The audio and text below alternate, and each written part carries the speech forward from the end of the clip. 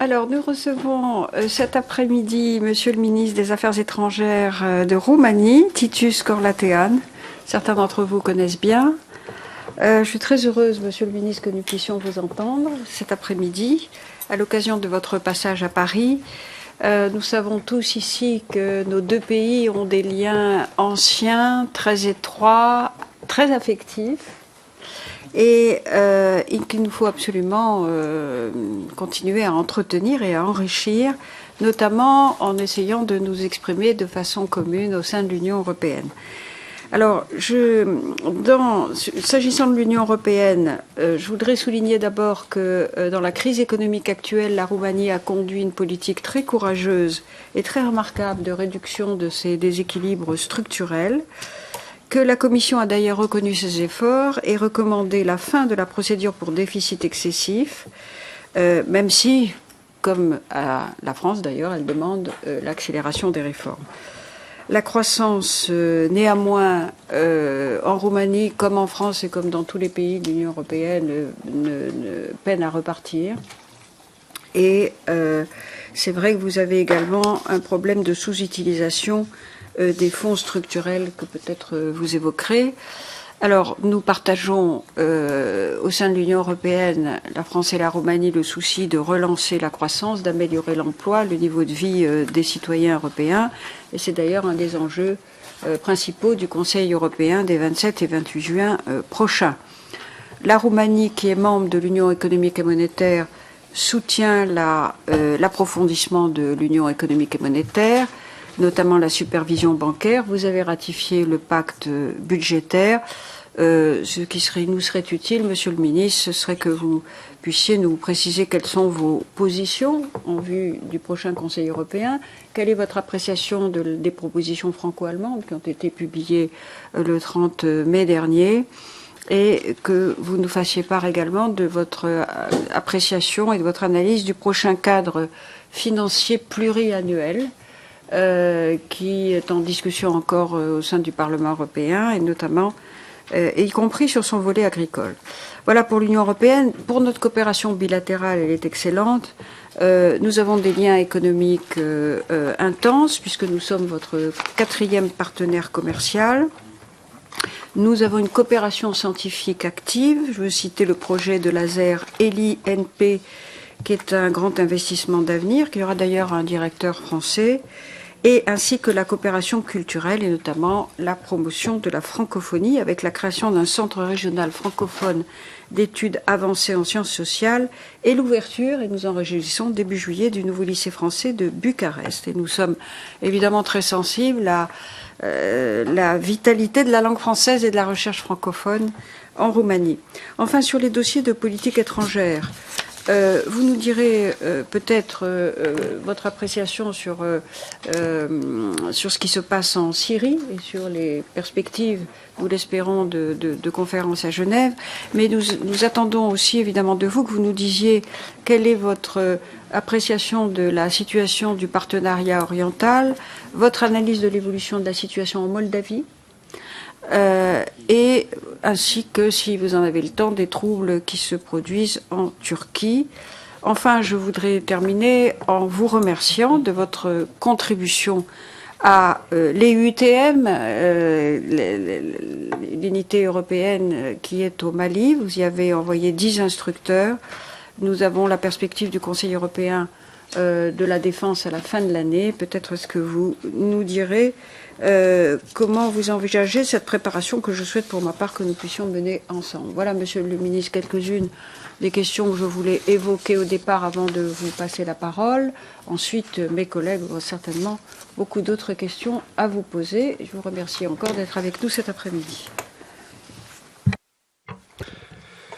Madame la Présidente, Madame, Monsieur le député, j'aimerais tout d'abord vous remercier pour cet accueil extrêmement amical, pour la présentation que vous avez faite.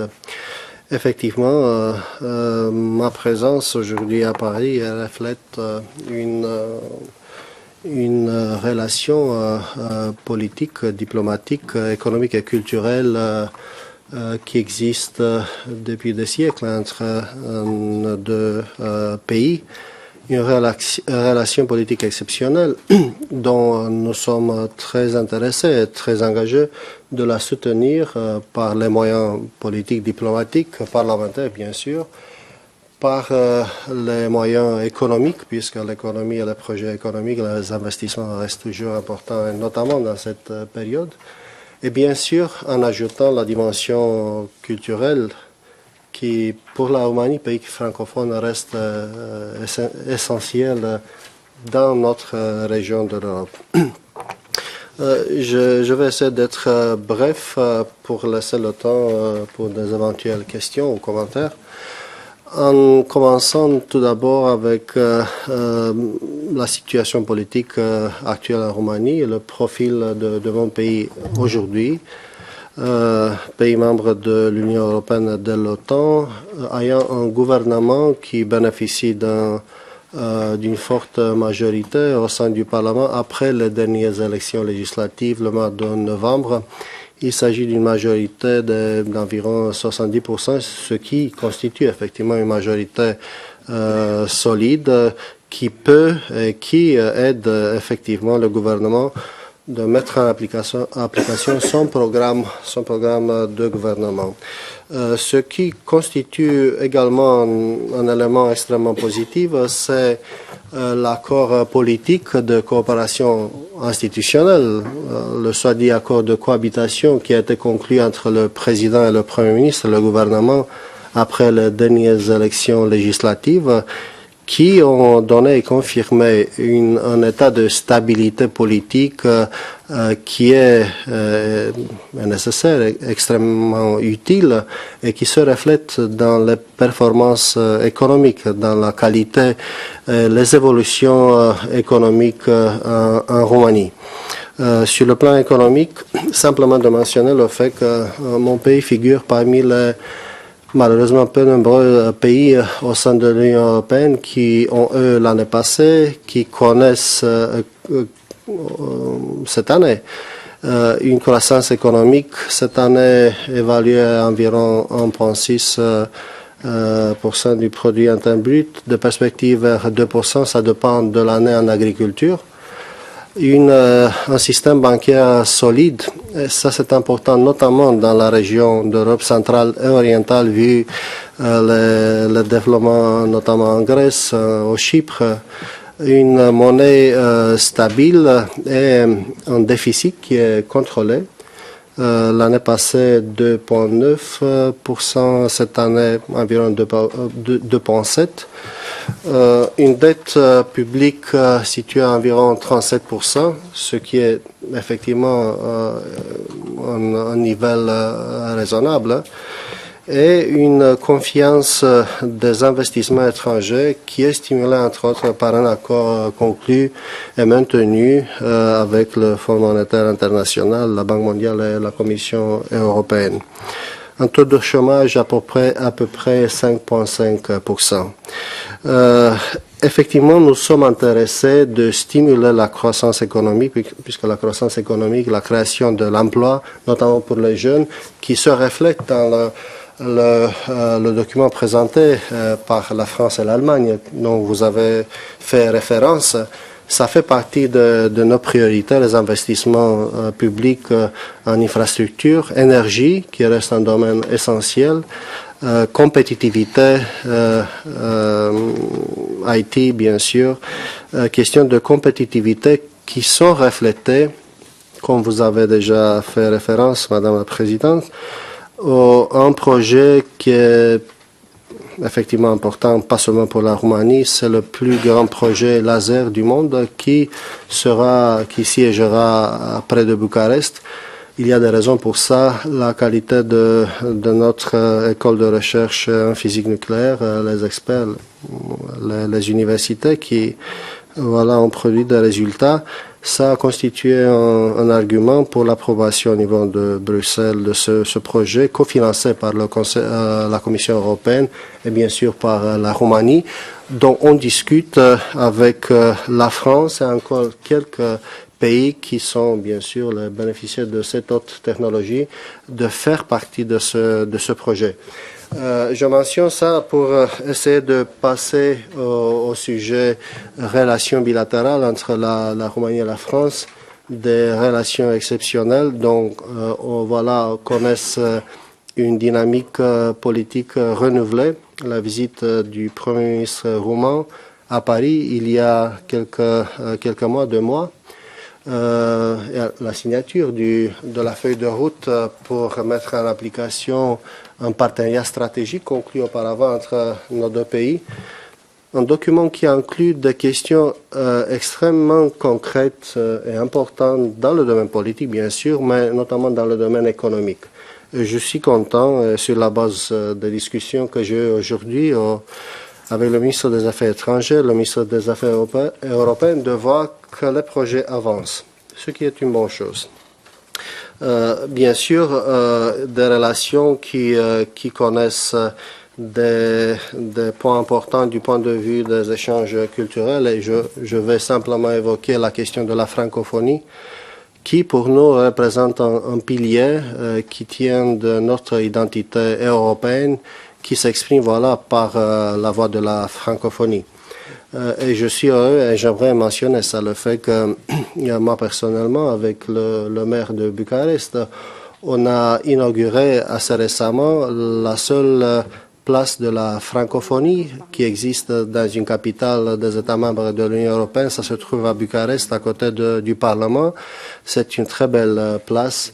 Le fait qu'on travaille sur les différents événements culturels francophones, le fait qu'aujourd'hui la francophonie est soutenue concrètement dans le système d'éducation, enseignement, 1,7 million d'élèves, à savoir 40% des élèves de Roumanie étudient le français en tant que première langue étrangère, et le reste de 51 étudient le français en tant que 2e ou 3e langue étrangère.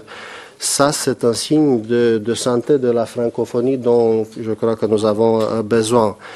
Effectivement, le fait que le nouveau lycée français sera inauguré le mois de juillet à Bucarest, j'ai mentionné que c'est une petite merveille. Dans la présence, on espère, du Premier ministre français, c'est une confirmation de l'engagement de la Roumanie dans l'organisation de la francophonie et bien sûr dans la relation bilatérale. La question de politique étrangère, affaires européennes, pour répondre peut-être brièvement au sujet soulevé, aux questions soulevées par Madame la Présidente.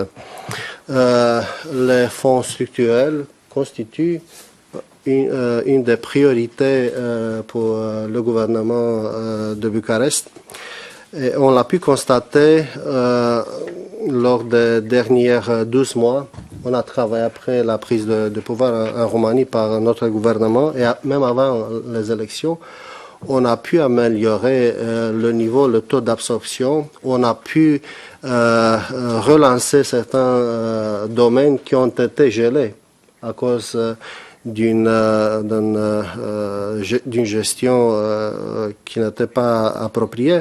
Le fait qu'en agriculture, par exemple, qui est le mieux placé aujourd'hui, nous avons un taux d'absorption de plus de 50%, qui est dramatiquement, positivement monté dans les derniers 12 mois.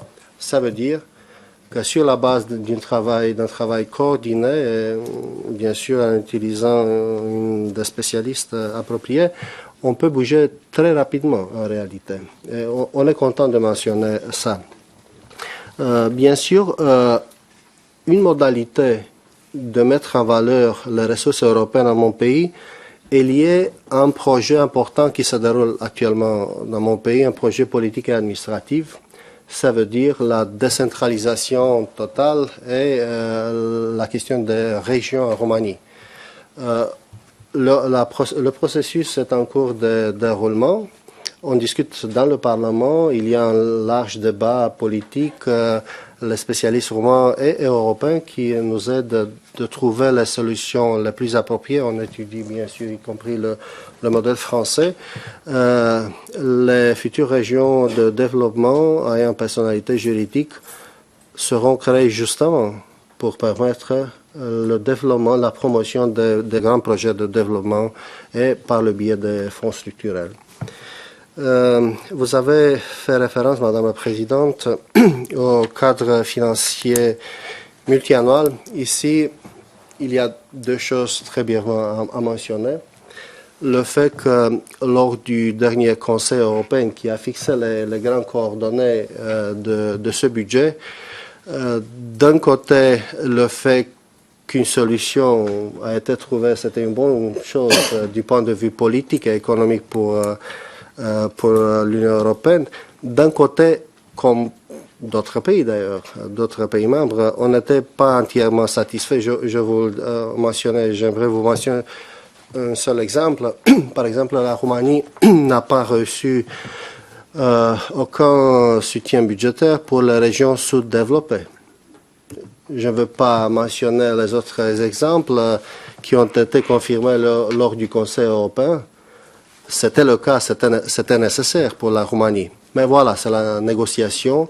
Nous sommes contents quand même pour ce qui est le soutien, le budget alloqué dans la perspective, par exemple en matière de politique agricole, puisque ça reste pour nous, comme pour la France, un sujet extrêmement prioritaire.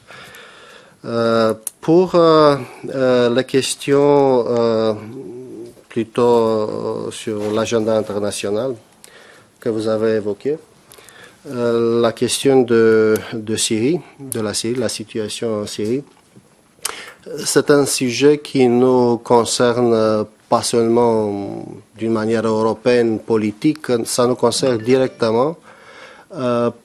Ici, j'aimerais mentionner un point spécifique qui nous intéresse. En Syrie vivent depuis des années à peu près 12-13 000 ressortissants roumains, pour la plupart des femmes et des enfants nés dans les mariages mixtes. L'explication se trouve dans le fait que traditionnellement les pays arabes, y compris la Syrie, ont envoyé des étudiants pour faire leurs études universitaires en Roumanie. Le résultat était que les épouses ont suivi leur époux. Ils se trouvent actuellement en Syrie, sont bien intégrés. C'est une bonne chose le fait que les Roumains, comme des chrétiens, ont été quand même bien accueillis dans ces familles. J'aimerais saluer ça. C'est la raison pour laquelle aujourd'hui, en dépit de ces événements tragiques,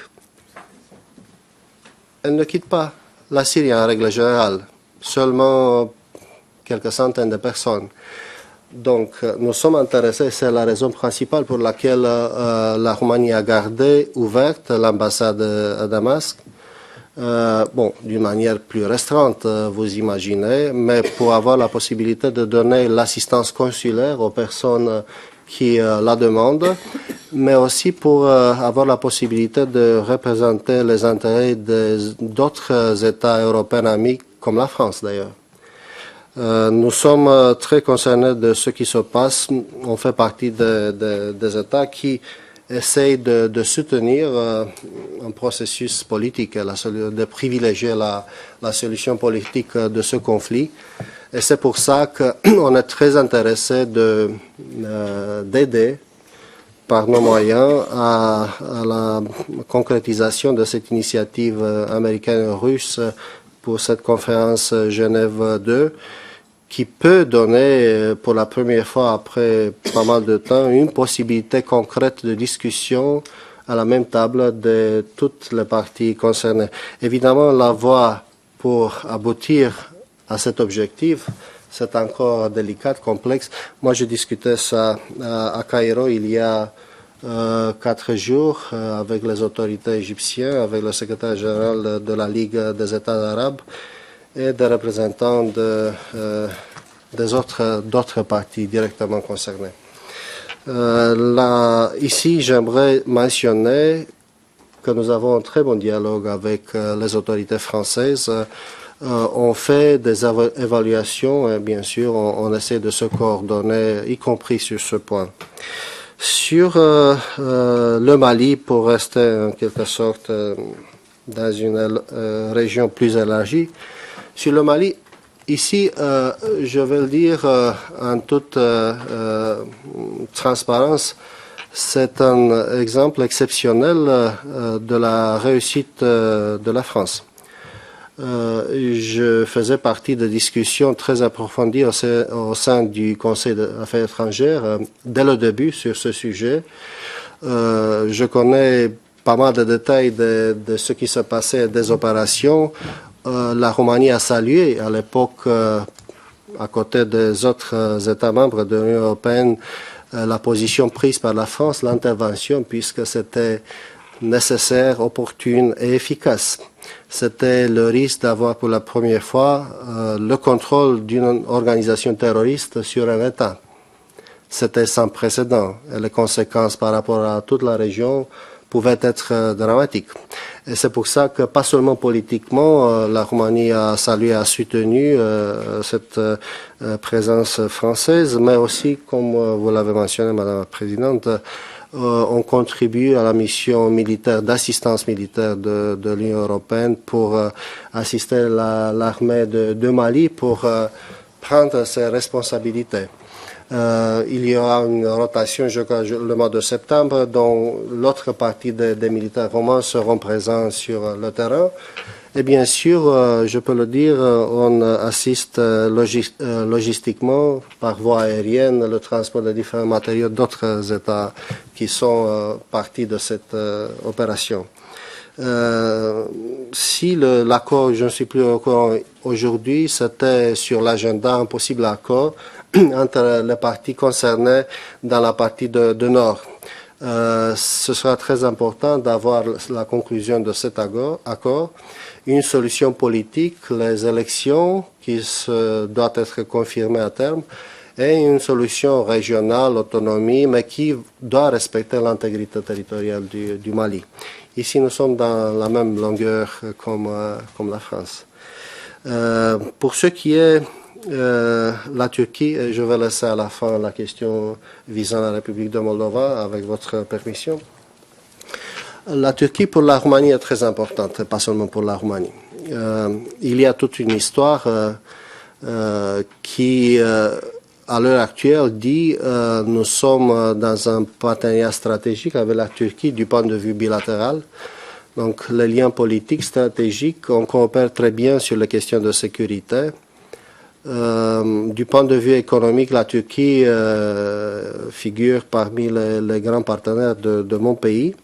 Et nous sommes intéressés, tout en respectant leur rôle dans la région, leur contribution, de le soutenir dans le processus de négociation sur le chapitre pour l'adhésion à l'Union européenne. C'est important de garder la Turquie dans cet espace de démocratie et de renforcer la démocratie en Turquie par des moyens européens et euro-atlantiques.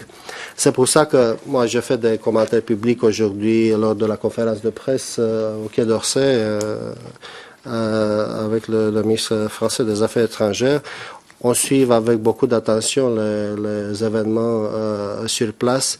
D'un côté, c'est un signal important de la démocratie. Le fait que le monde, les gens s'expriment librement dans la rue, ils soutiennent leurs idées, leurs principes, c'est une bonne chose pour la démocratie. Comment éviter les questions plus dures, plus compliquées, c'est la responsabilité qui est liée d'un nécessaire dialogue de la part des autorités avec les manifestants. Et ici, je crois qu'il y a une attente plus large de retenue qui a été d'ailleurs évoquée par des différents partenaires européens. Mais encore une fois, la voie européenne et démocratique de la Turquie pour la Roumanie est très importante. Enfin, la République de Moldova, vous connaissez sans doute le lien spécial entre la Roumanie et la République de Moldova, le fait qu'il y a une origine commune, une langue commune, la langue roumaine parlée par nos frères moldaves. Et bien sûr, nous sommes concernés directement et intéressés de soutenir leur parcours européen. Nous sommes à la frontière de l'Est de l'Union européenne et de l'OTAN. Donc ce qui se passe de l'autre côté, ça nous intéresse du point de vue d'avoir le confort, tout d'abord, en règle générale, d'un espace de démocratie consolidée, de plus de prospérité et d'un système partagé de valeurs de type occidental, valeurs européennes et démocratiques. Et c'est l'essentiel de la position supplémentaire à cette communauté, cette origine commune. C'est pour ça qu'on était avec d'autres amis européens très actifs pendant cette période plus compliquée du point de vue politique lors des derniers mois à Chisinau. Nous sommes très contents du fait qu'en dépit des différentes possibilités qui étaient sur la table, les deux partis et demi, disons, de l'ancienne coalition ayant une orientation européenne ont gardé cet engagement européen. Donc la stabilité politique est de nouveau une chose acquise en République de Moldova. Le fait que ces partis politiques, je le souligne puisque c'est effectivement important, le fait que ces partis continuent l'agenda de réforme interne est également l'agenda européen. Je crois que c'est une question également politique et stratégique et nous sommes avec beaucoup d'autres amis européens intéressés de le soutenir dans leur réforme interne, de le soutenir dans leur aspiration européenne, peut-être pas pour demain ou après-demain, mais il s'agit d'une identité européenne qui est confirmée. Et c'est pour ça qu'en perspective du sommet de Vilnius, on essaye de les aider. Ils vont finir, je crois, demain, ils vont achever les négociations sur l'accord de libre-échange, apparemment, qui va inclure apparemment aussi une solution par rapport aux compagnies transnistriennes, ce qui est très important. Pour l'autre sujet 5+2, les négociations visant la région transnistrienne de la République de Moldova, ils ont achevé les négociations sur l'accord d'association, y compris le préambule. Donc nous sommes en faveur d'un paquet correct accordé à la République de Moldova le mois de novembre lors du sommet de Vilnius. Voilà, j'ai pris beaucoup plus de temps que vous m'avez indiqué, Madame la Présidente, mais j'aimerais bien sûr accueillir toutes les questions, commentaires qui éventuellement sont sujets d'intérêt pour Mesdames et Messieurs les députés. Merci.